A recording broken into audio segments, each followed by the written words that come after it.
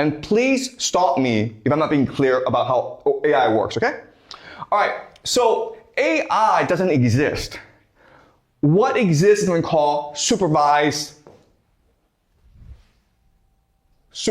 machine learning. This is a technical term, okay?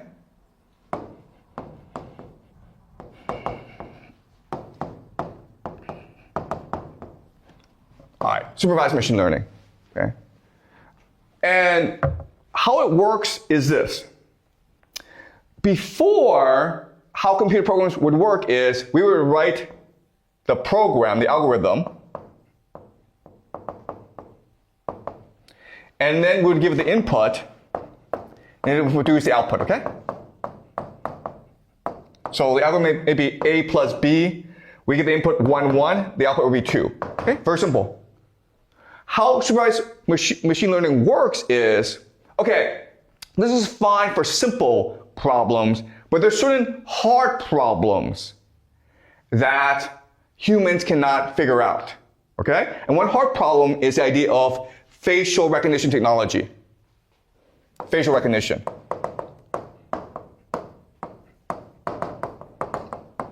How do I separate faces? Okay? And so the problem is this. I have about 1 million faces. 1 million faces in a database. Okay? And I don't know how I can best differentiate these faces. Now, what I do know is that there are certain characteristics about the face that allows me to differentiate, okay? All right, so certain variables, weights. Okay, so for example, eye. For example, nose, chin, okay? About 1 million, okay? About 1 million weights. So I know these things do matter, but I don't know how much they matter.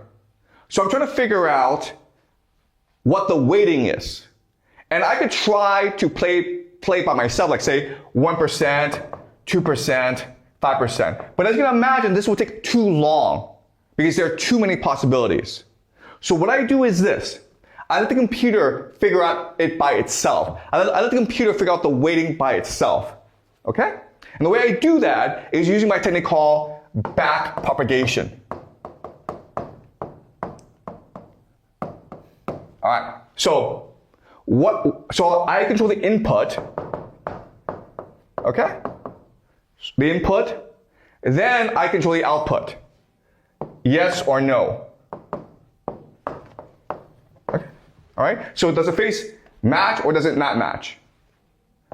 And what I'm trying to do is I'm trying to figure out a situation in which all million faces are matched perfectly. And I do that by training the computer to constantly backpropagate until it gets the weighting perfectly. Okay? So basically, what I'm trying to do, if you understand how this works, is I'm trying to turn each face into a distinct mathematical model. All right? That is unique to it. Okay, does that make sense? All right, so it's pretty simple. It's not doing that much. But to make it sound really fancy, I give it really fancy names to trick people to believe that this is actually much more sophisticated than it is, okay? So what names do I give it? This weighting system, I call it a neural network, guys. It's a brain. It's magic, okay? And backpropagation, I don't call it backpropagation, I call it deep learning. You see?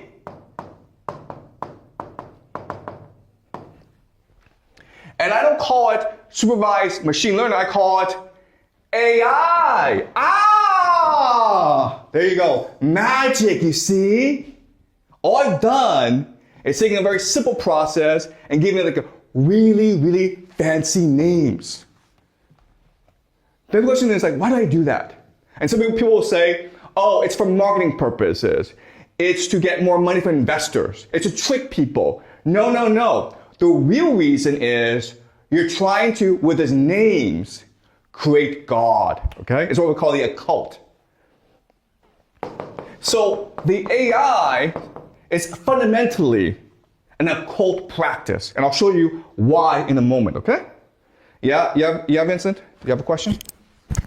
But why do people need to create God using the way of AI? That's a great question, okay? The answer is AI only works if it becomes God. You understand? AI by itself does not do anything. Once it becomes God, then it becomes everything. Okay? And how God works is you imagine God. But why do people want to make a God? To control the world. Oh. To become God. Right? What's the point of existence?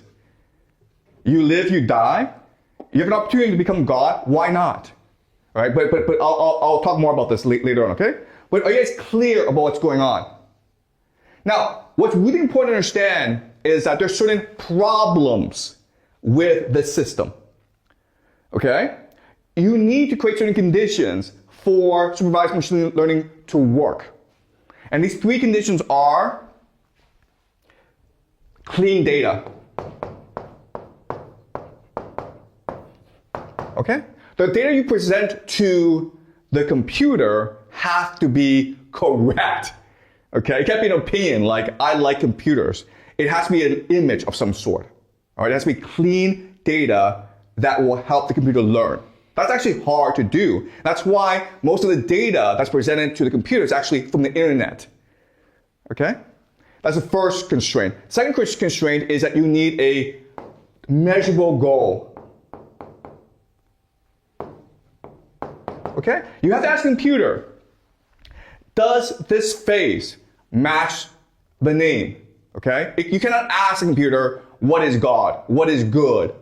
What is evil? It has to be a measurable goal, okay? That's the second major constraint.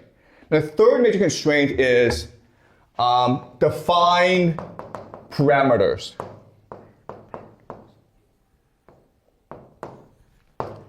Okay? Meaning, in other words, you need to present it with a database of some sorts. In fact, all machine learning works with database. So you look at translations. Translations are working off databases as well. Okay? And the great danger to the system is what we call edge cases. Edge cases. Okay? Edge cases. Edge cases breaks the system down. All right? And so the classic example is self-driving cars.